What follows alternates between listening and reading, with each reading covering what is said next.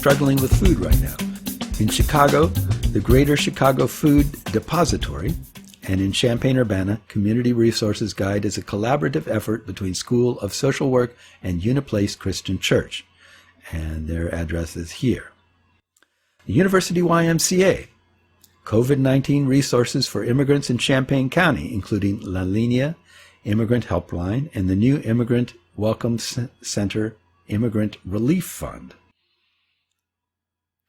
Income and Career Alternatives for Undocumented Students. There's a webinar called Immigrants Rising, which you can connect with at this address. The National COVID-19 Resources for Undocumented Immigrants in English and Spanish. The UndocuScholars Foundation for Undocumented People, led by undocumented people, at this address. And finally, national updates on DACA can be obtained from the National Immigration Law Center, or NILC.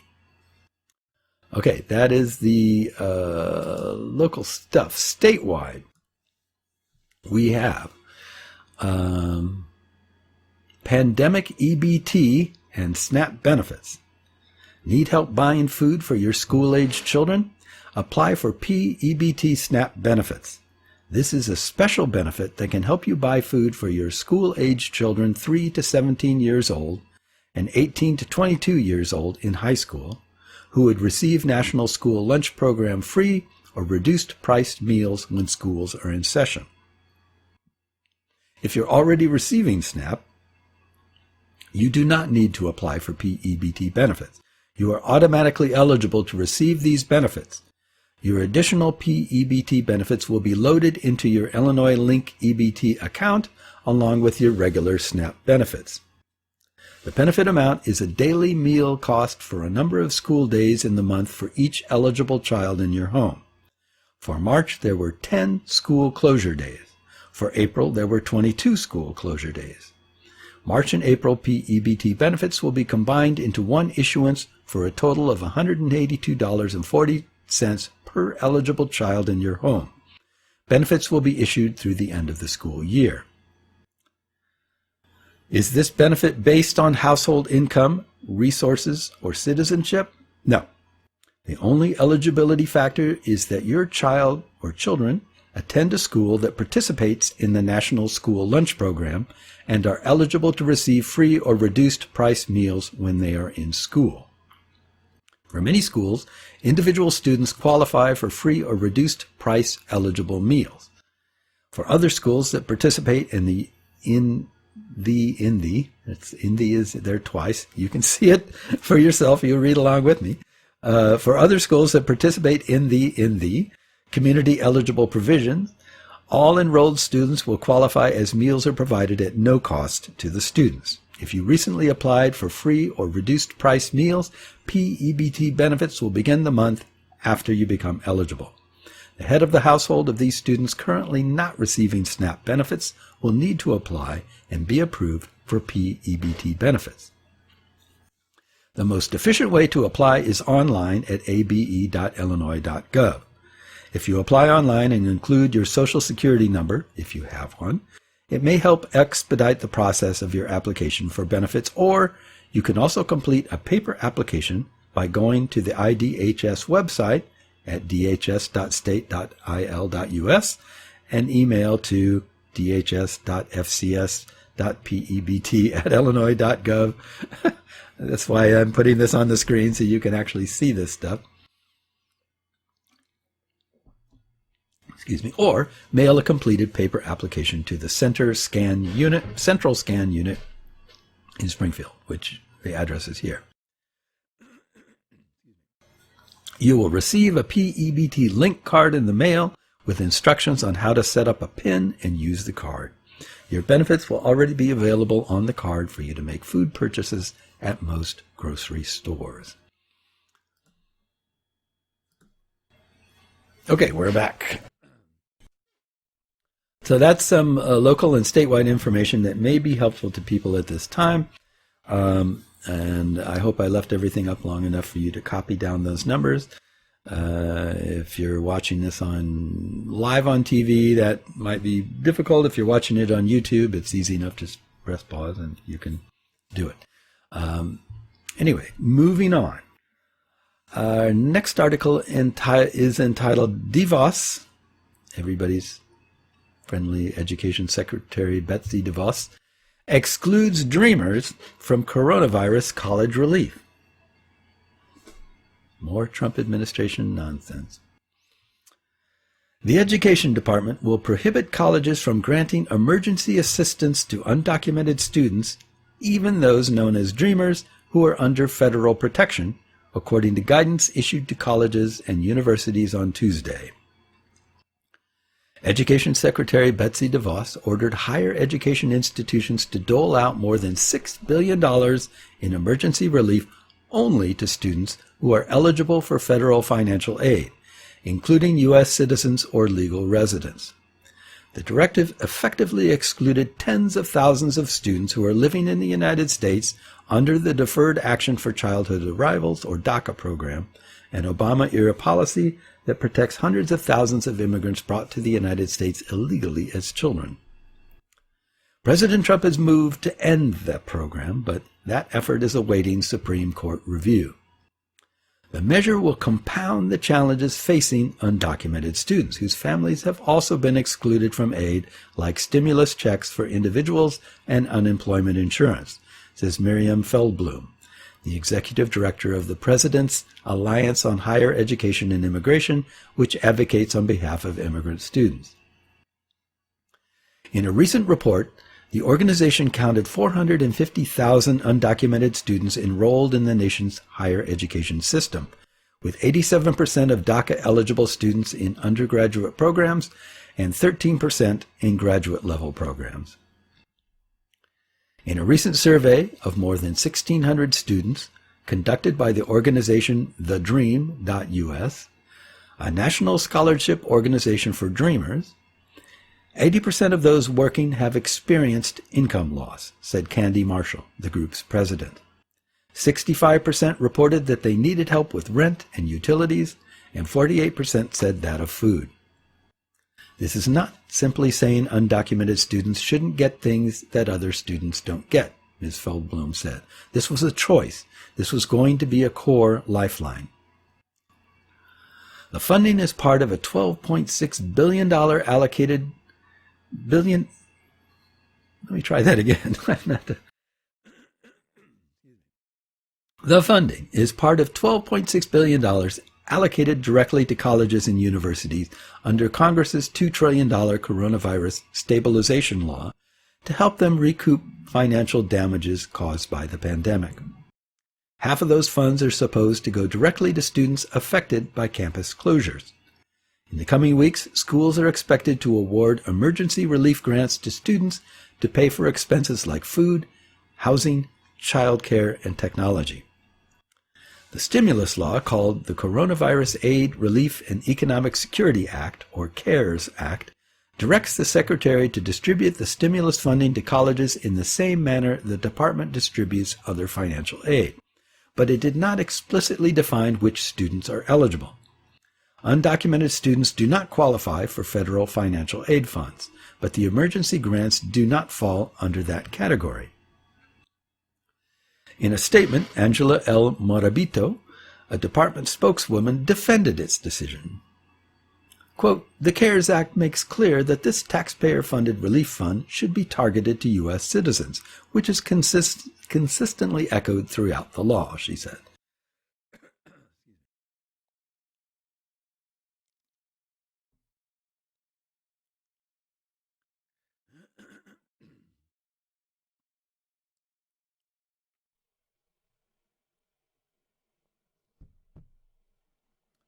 Quote, "The CARES Act makes clear that this taxpayer-funded relief fund should be targeted to U.S. citizens, which is consistently echoed throughout the law," she said. Higher education groups were not surprised that the Trump administration targeted unauthorized immigrants, but said Ms. DeVos's message had been inconsistent.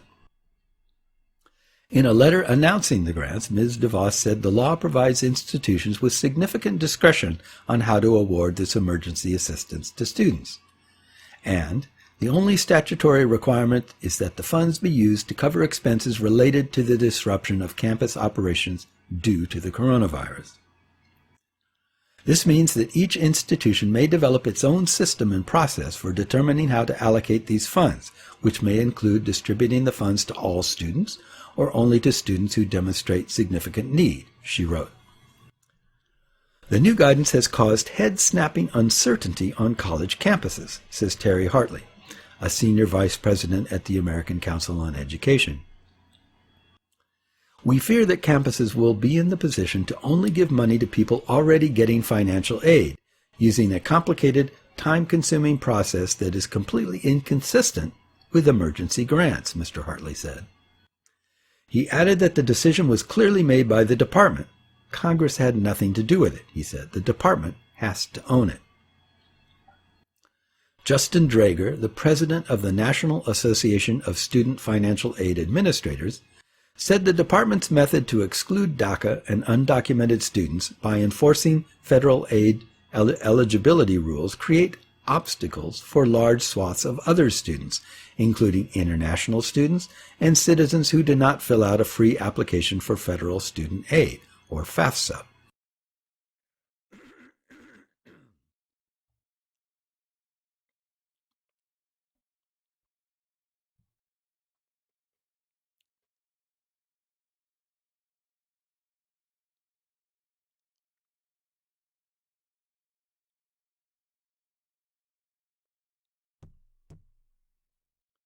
The department's interpretation would require that schools verify eligibility requirements, like whether students have minor drug convictions, have defaulted on student loans, or, for men, have not registered with the Selective Service.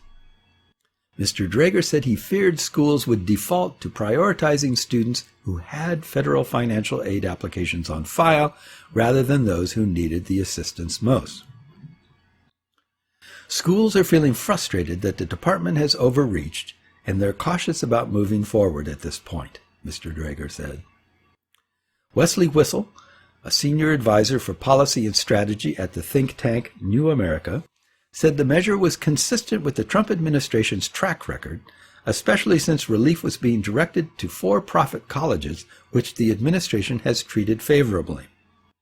It's crazy that they're willing to give away money to for-profits, including those that have had settlements for predatory practices, but they want to make it harder for black and brown students to get it, he said. We're in a pandemic, for Pete's sake. Well, maybe so, but this is consistent with this administration's policies all along, and without a complete change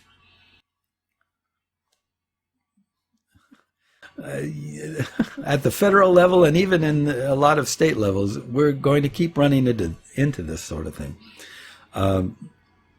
We need a country that works for everybody in this country, not just the select few or the preferred majority, or however you want to look at it. I'm trying to leave the R word out of this, but there is racism in this all over the place. And we need a change. It's just, I really hope, a little plug for voting, but whatever you may think about any political party or about politics, I can't imagine that you don't see that we're in need of a change, of a big change. And if we don't get out there and vote, we can't just complain about it. We can't just talk about it. We need to actually go out and do something about it. And that means you, and that means voting in November and voting every other time you get a chance to vote. Get out there and vote. Because things are not going well, and they keep getting worse. And a lot of why it's getting worse is intentional. It's not accidental. It's not just that the world is going downhill. People are making problems for reasons of their own, for the desire to stay in power, to create division, to do all sorts of things. But we need a change. We need big change, and we need it soon. My plug for voting. Early plug for voting. You're going to be hearing more of this as we approach the election.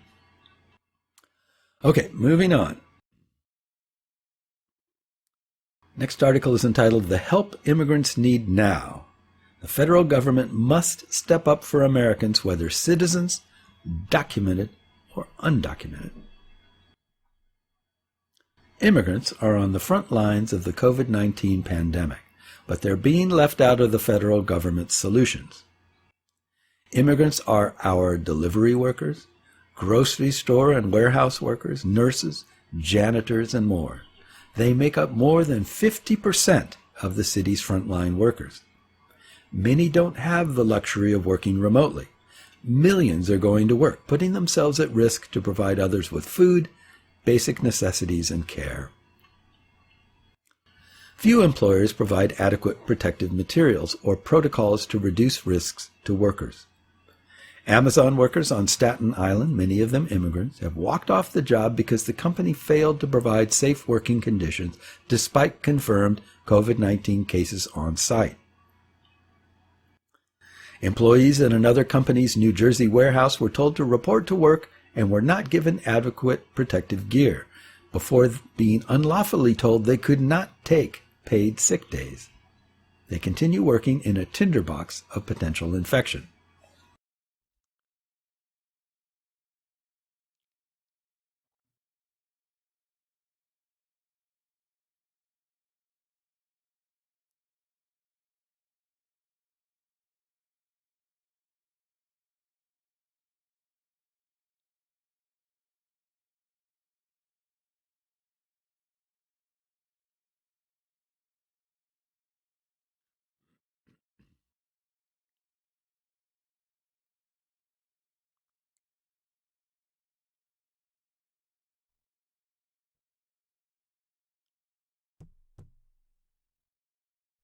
Meanwhile, other immigrants have been devastated by joblessness.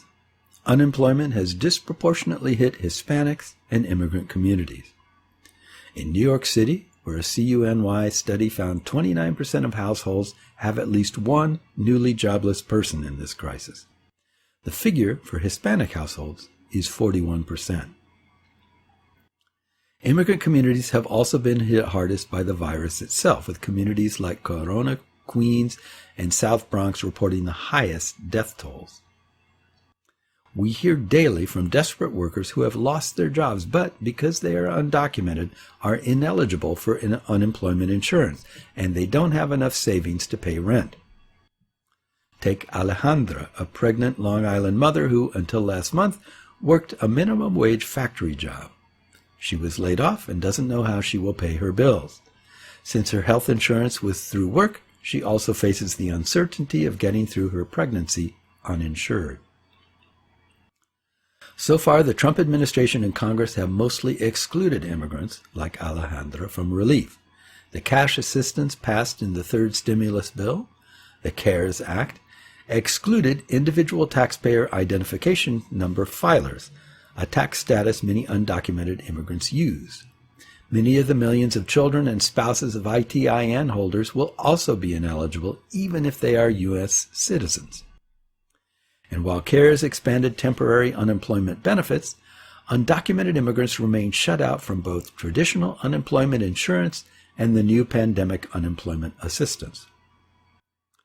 CARES also fails to ensure health and safety for millions.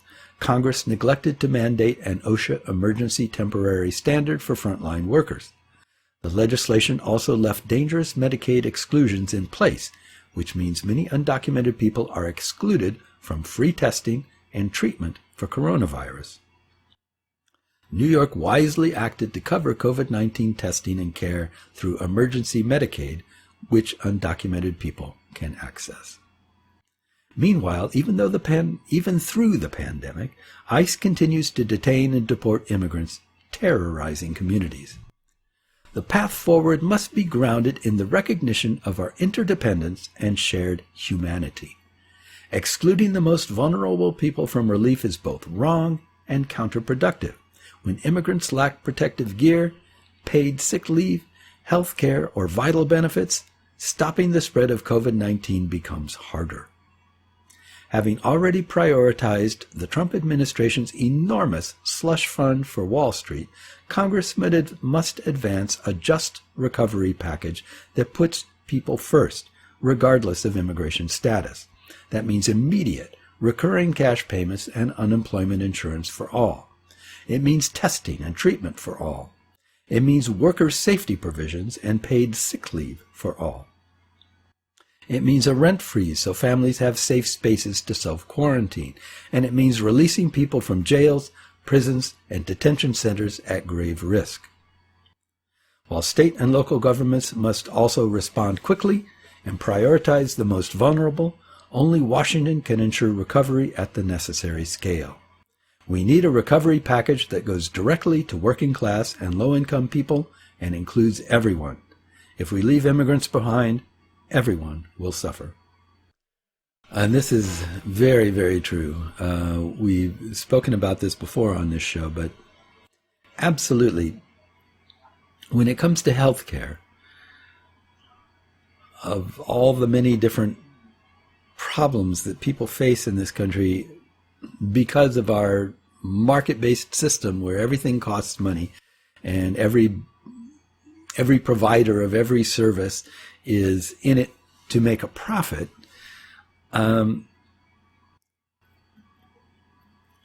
we create a system where vulnerable people can't get help or must really struggle or only get some help, some portion of the help they need, but not all of it. And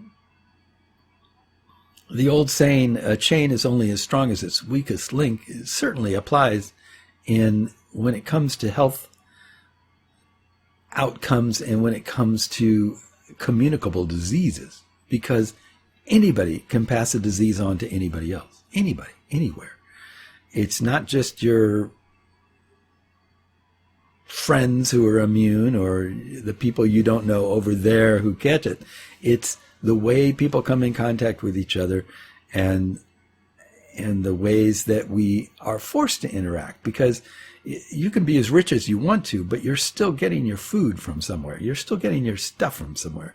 And if you order everything out and somebody delivers it to you, that person is having to go get it from somewhere. And the people that are picking the food, picking the fruits and the vegetables, who are processing the meat, who are delivering this food, who are doing all these different things to get this food to you, are coming in contact at some point with somebody that's going to pick the stuff up. So you're not safe. You're not safe anywhere from communicable diseases. And excluding large numbers of people, particularly large numbers of people who do that kind of work to provide these services, is so self-defeating and short-sighted. It's just idiocy on a scale that's practically unbelievable. And yet some people are so anti-other, anti-immigrants, anti-,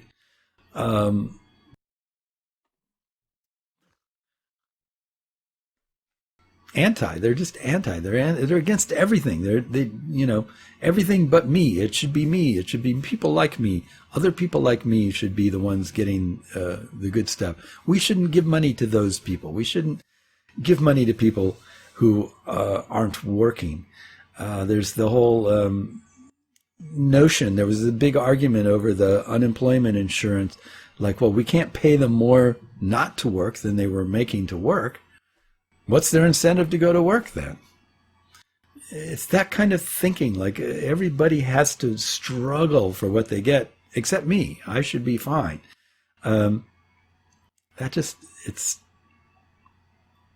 It's self-defeating. That's the only way to describe it. It doesn't work in a broader sense. You can't let those prejudices and biases and that kind of bigoted thinking affect your just being logical, being sensible. You have to take care of the people everywhere in the chain, or the chain is useless. It doesn't matter how strong my link is and your link is if the next link over is weak and bound to fail. We all fall. We have to take care of all of us. It's just vital. Anyway, one more. I have time, I think, for one more. article. Possibly. One more article. So here's something. It's entitled, Events DC will give $15 million in COVID-19 relief to hospitality workers and undocumented immigrants. So this is some good news for a change.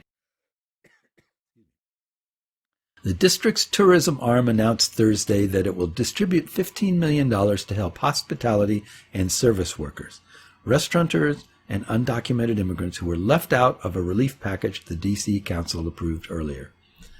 Events D.C., which oversees the district's convention center, tourism, marketing, and sports, said the money will be available before the end of April to expedite the recovery process for district residents unable to work amid a shutdown meant to slow the spread of the deadly novel coronavirus. The $15 million package will be split into several parts. $5 million for restaurant recovery efforts, $5 million to help hotels and those who work in them, and $5 million for undocumented immigrants who may be ineligible for unemployment benefits and other forms of government assistance. Max Brown, chairman of the board for Events DC, said the agency was able to pull funds from reserves put aside for disaster relief. Yep, this is a disaster. We saw the financial crisis of 2008. We saw 9/11, so there was a thought that something like this might come down the road, perhaps, Brown said. We wanted to be prepared. The announcement came hours after immigrants around the district held a socially distant protest.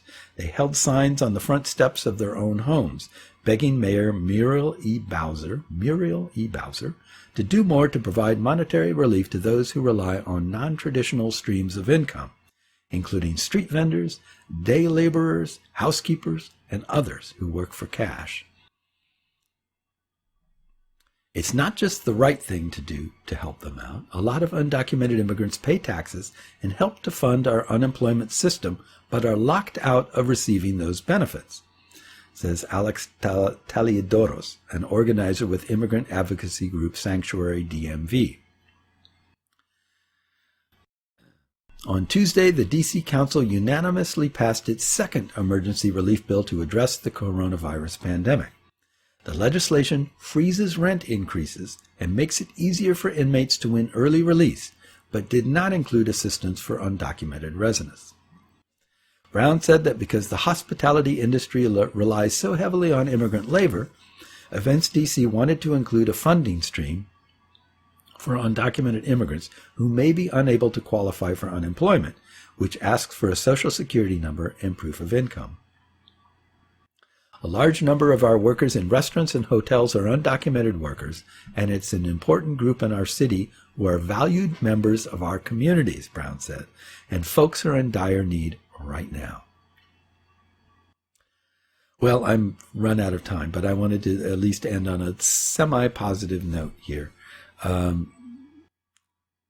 We will be back with you soon, I hope. And in the meantime, I hope you're staying healthy. I hope you are able to take care of yourself. Maybe the resources that I listed earlier can be of some help for some people. If you know anybody that needs that help, please pass that along. And until next time, we hope to see you soon. Bye-bye.